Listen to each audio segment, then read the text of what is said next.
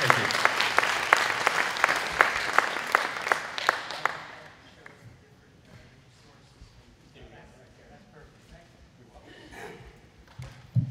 Hi everyone, I'm Dave Solomon with the Union Leader, and I've been following this saga of the natural gas revolution in New England for 3 or 4 years now, so I would just like to give you all a little story about how we got here at this point in time where natural gas has become such a prominent issue, and we have multiple pipeline proposals in the pipeline, as it were. Not too far back, as you can see from the graph, going back to the middle of 2000, natural gas was not really a big factor in the New England energy scene. We got most of our power as residents of New England from coal-fired, oil-fired, and nuclear-powered energy plants. For a simple reason, we were very far from the source of natural gas. It came largely from the Gulf state areas, as you could see from the map the professor put up with all the red area down there along the Gulf of Mexico. And now it's a long pipeline path, so it was very expensive to get natural gas up here. It wasn't really that competitive. As expensive as coal, oil, and nuclear were, natural gas was almost as expensive, and there was no real pipeline to get it through much of New England anyway. So we kind of went along our merry way while the rest of the country heated their homes and generated electricity in large part by natural gas, but we didn't. And then they discovered this fracking technology and vast reserves of natural gas that could be accessed by fracking in northern Pennsylvania, northeastern Pennsylvania, and Ohio, which is really close to us. So all of a sudden, around the middle of the last decade, tons of natural gas became available at historically low prices in New England due to the new proximity to the source, and quite frankly for the entire country due to this whole new source that went into the pipeline network, and once in the network, as you can see, it's all connected and go anywhere. But people started building power plants. Investors started saying, hey, we can get natural gas cheap now because of the Marcellus shale play in Pennsylvania, the fracking revolution. So let's build gas plants, which they did. And over time, the extent to which gas became a source of electricity in New England began to rise, and correspondingly, coal plants and now nuclear plants began to shut down. And oil plants will soon be far too expensive to operate in the wake of emerging federal environmental regulations. So you had all these factors contributing to a growing demand for natural gas in New England and New Hampshire. The availability of new supply, the demise of the older sources. The only thing we didn't have was a way to get it here. And that didn't present too much of a problem until the past 3 years.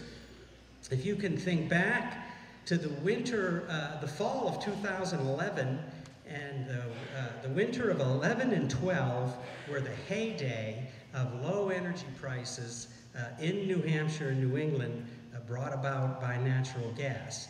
Because due to various conditions that winter, we enjoyed ample natural gas supply throughout the winter, mostly because it was such a mild winter. I don't know how many of you remember in 2011, it snowed in October and never snowed again, and it was warm. So all of the natural gas plants got all the gas they wanted. There was enough gas to heat all the homes because the homes didn't need much heat. So there was room on the pipeline for the power plants to get the gas they needed, and we just wallowed in pretty low gas supplies. I won't bore you with the pricing, but let's just call it around 7 cents a kilowatt hour. Then, at that time, there were voices saying, we're going too far down this path of natural gas. This is working great now, but doesn't everybody know we don't have a pipeline of any degree?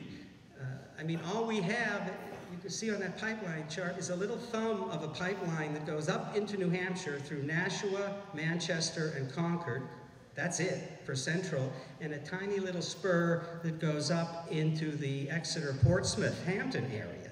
The rest, there is no pipe, transmission pipe into the rest of the state. Somehow that got us from the middle of the 2000s up to 2013, and then that's really hit the fan. I mean, we had a horrible winter, the polar vortex, and then we started to see what is going to happen because of the corner we painted ourselves into. All of a sudden, in that horrific winter, all of the heating utilities, like Liberty, and National Grid, and the Unitil on that coastal pipeline, all of the home heating and businesses heated with gas sucked up all the gas out of the pipeline. And the power plant owners said, we can't run our power plant, we can't get the gas, or we're not going to pay what they want for it, that's for sure. So they just went off the grid. And the people that operate the grid are at the control panel saying, geez, where are we going to get that electricity? Can you fire up your oil plant? Yeah, for a couple $1 million. How about over here? You know, can we get a little more out of that oil plant? It got so bad they had to pay public service to run power plants with jet fuel. So when you're running power plants like that, you know what happens to the cost of electricity? Boom, through the roof. That winter was horrific. It was a big wake-up call. Plants had to shut down because they couldn't afford the electricity. The governors of the 6 states said, we got to do something to get a gas pipeline expand the gas pipeline capacity in New England, or we're going to shut down. We're going to have an economy that's reliant on natural gas for electricity that we built ourselves into, and no natural gas coming into the region. So, and a large part of that is because of the way these markets are structured, which you know, Clayton didn't want to get into because it is incredibly complicated. But try to imagine it like an airport on standby. And the utilities, and the airplane is the gas pipeline with only so many seats on it, only so much space in it for gas. Even at the highest compression, they still can only put so much gas in it. So that's your airplane. And here in the airport waiting area are the passengers, and some of them are the utilities that bought their ticket in advance. And they paid a good price for that ticket because it guarantees them a seat in first class. And the power plant owners, well, they're on standby. They're like, nah, we don't want to pay that big ticket. We don't need to. We'll buy on the spot market. We'll be on standby. If you have any seats left, we'll get them cheap. In 2011 and 12, there were plenty of seats. 13, 14, no seats for the power plants. The utilities took up all the space. And so they really, the cry went out, we need more pipeline. Well, the companies like, you know, the Kinder Morgan and the rest have historically said, we'll build pipeline, but we need long-term commitments. And I just told you, the utilities line up for long-term commitments because they have to. They have to deliver the heat to your house, or the government will shut them down, find a new utility. The power companies are free market enterprise. They sell their power every day on the open market, just like the chart showed, and you know, they sell it based on supply and demand. So they just figure if we can't get the gas to run our power plants, and if we have to pay so much for it that it makes our price prohibitive, we'll just stand on the sidelines. And you know, we don't want to pay all that money for long-term contracts. So the governor said, well, it's a Mexican standoff. We need new pipeline. The power plants won't sign the contracts for 20-year commitments to build it. They'd rather play the spot market, make more profit, and, you know, let the people freeze when the gas is too expensive because they're unregulated. But what are we going to do? We will, okay, they came up with this idea, let's do this. Let's have our regulated utilities buy the space on the pipeline, make the long-term commitments, and we'll put the ratepayers on the line for it. And although that might be a little risk for them, it'll work out in the long run because their electricity will be so much cheaper because we'll have all this gas coming into New England.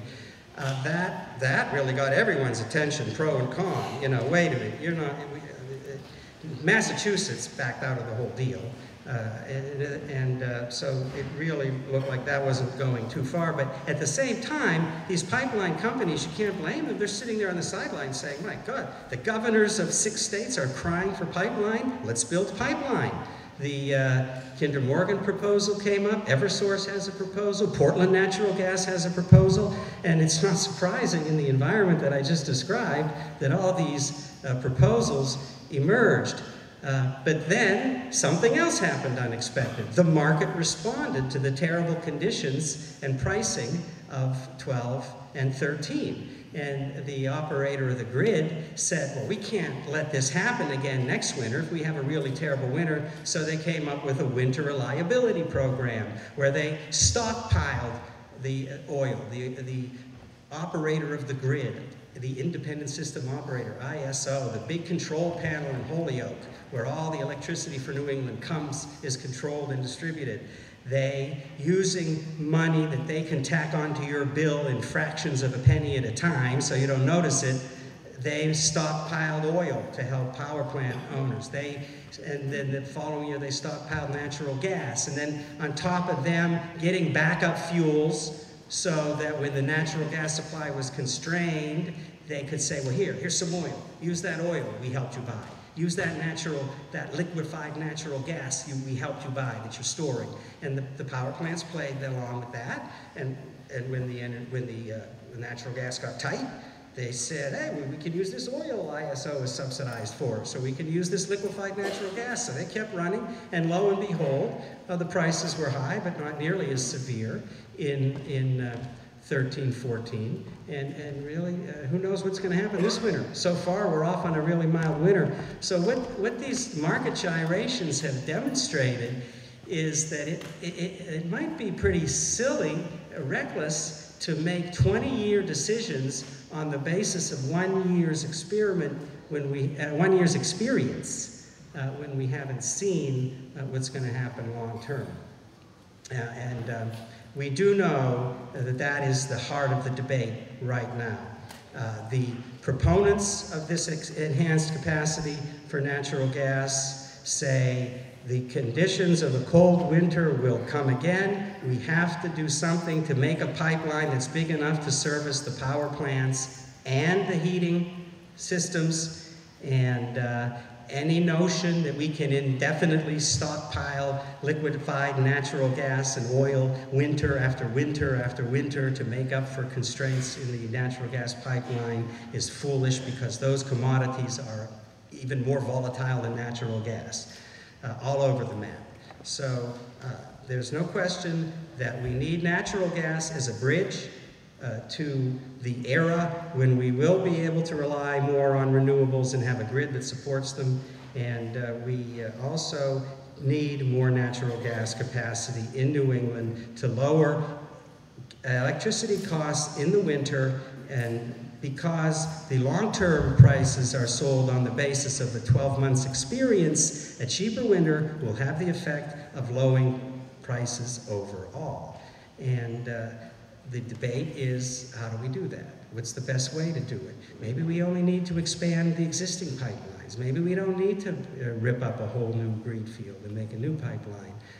That's the heart of the debate that's taking place right now. I don't think anybody would say we can leave the natural gas income supply exactly as it is. Not with, 35 to 50% of your power plants and your home heating oil needing gas, and more people wanting natural gas service all the time. So that's what's got us to where we are today. And just regarding the wind debate, the professor alluded to, like so many things, the solar panel issue and the caps, the limits on solar power in the States. A lot of these issues are parsed out along ideological lines, like so much else that's going on in our country right now. You take any issue and we're divided 48-52, 51-49. And with solar, it's no different. The notion that the reason New Hampshire only allows a more limited number of these solar panels to go into the grid as opposed to Maine and Massachusetts, for instance, has a lot to do with New Hampshire's more conservative tradition. Because the conservative position on this issue is, hey, you put all those solar panels on your roof and you are not paying to support the grid, but you need the grid. And so as more and more people put solar panels on their roof, there's fewer people paying for the grid and the wires and the poles. And you, poor person that can't afford solar panel, you end up taking up more of that cost for the higher end people who own houses with roofs big enough to put solar panels on them. That's the conservative populist spin on that debate. I mean, there's more to it than just, why don't we allow unlimited solar panels on the roof? Because we don't have a grid that could support 65,000 little pockets of energy all over New England. So we have a grid that can distribute from power plants. So that's a little bit of the backstory on that. Of course, the environmentalists say, the blue state people say, like Massachusetts and Maine, well, don't worry, this is a benefit to the grid. They'll have fewer people to serve, and eventually we'll have a distributed grid where we can adapt to the fact that there's energy being generated all over the place instead of at selected power plants. And the argument is, how do we get from here to there, and what's going to happen in the middle, and as always, who's going to pay? So with that, I will transition to our next gentleman for more specifics on the pipeline business. Thank you.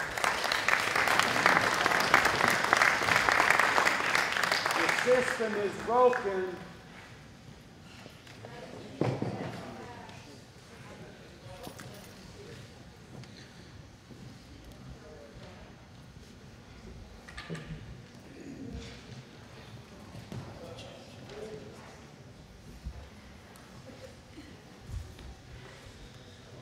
Thank you very much. Appreciate the opportunity to come here. I'm obviously Curtis Cole, Business Director with Kinder Morgan.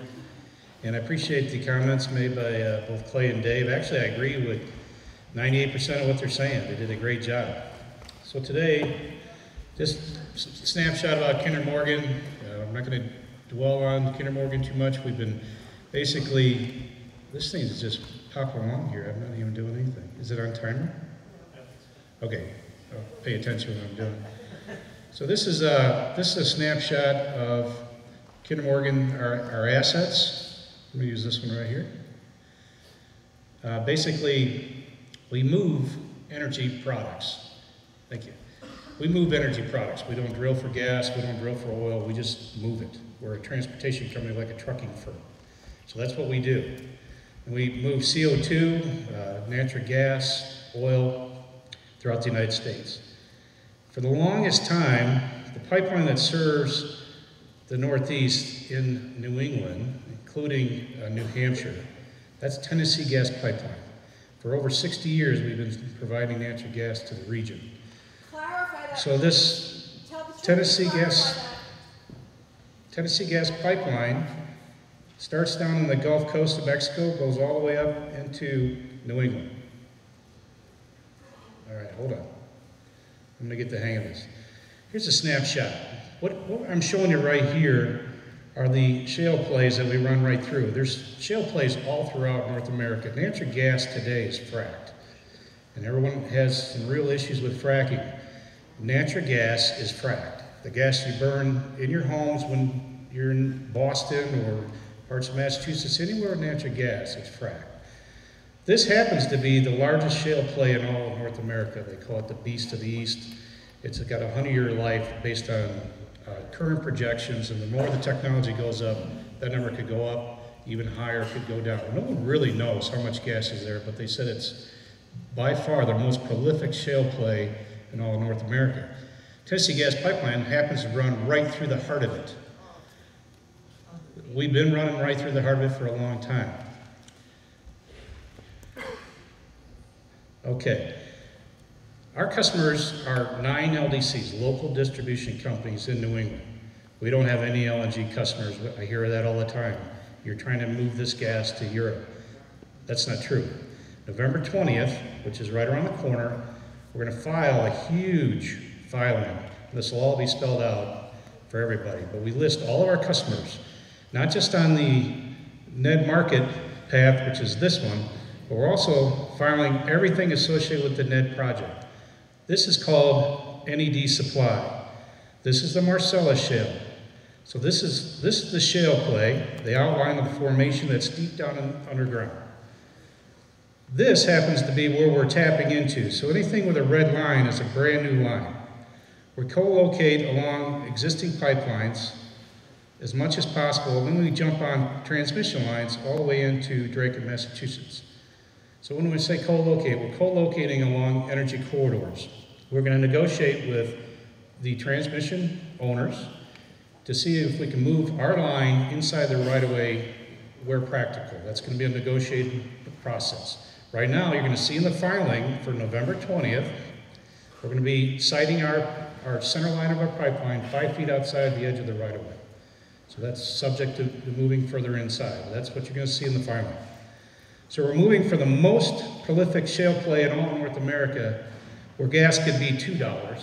And we're moving it into New England, New Hampshire, and where gas could be $15, $8, $80. The reason prices go up, as Dave was doing a great job of explaining, all the pipes are full. What happened is natural gas went from $14 15 years ago down to $2. There's so much gas available that the price dropped. So everyone wants this gas. When you want the gas in New England, you got to move it by pipe. Every day we're full. We can't take any more nominations. So our customers, the 9 LDCs, said, hey, we want that gas. We're tired of being the highest energy prices in all the contiguous United States. The only 2 states that have higher energy prices than New England are Alaska and Hawaii. So we negotiated with the 9 LDCs and we entered into binding agreements, precedent agreements, contracts. We call them anchor shipper agreements. They anchor the foundation of this project. And I'm going to get into that detail, but once we have those anchor contracts, that allows us to move forward with the project and go after the power customers next. So what you see here is the red lines represent the flow direction currently. So that's how gas flows today. Gas can come in from Canada, go down this pipe, into the region this way. Once we put in the Northeast Energy Direct project, now gas can move the red and the green arrow. It could be bi-directional. Gas will go both directions. So we're going to be able to serve all of our existing customers in New York, lower part of New York as well. This low-cost gas is going to get into Spectra's pipeline, which is called Algonquin Gas Transmission. So they're going to benefit. It gets into our existing pipeline. It gets into Northeast Energy Direct. And it's going to, a lot of people don't quite understand this, so I'm going to try to explain it. As gas moves along, it loses pressure. So you got to have compressor stations. Each one of these little areas, these little squares, are compressor stations. We have compressor stations on this project as well. They're proposed, and there's one in New Hampshire proposed. So you got to bring that gas pressure back up. You get it to Drake it. Once we get it to Drake it, we tie back into our system. And gas, literally, we're increasing the deliverability by 600,000 a day on our existing system.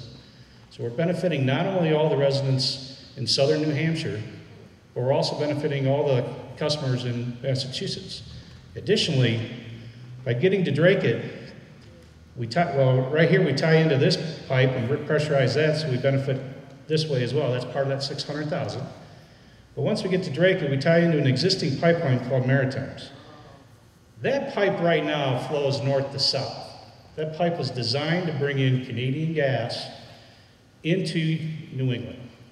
That gas is going away. ExxonMobil said we're shutting it down. It's scheduled to go offline in the early 2020s. So the Canadians know that. That's why they're down in the United States saying, we want some of your gas. We've been serving you guys for a long time, keeping your lights on.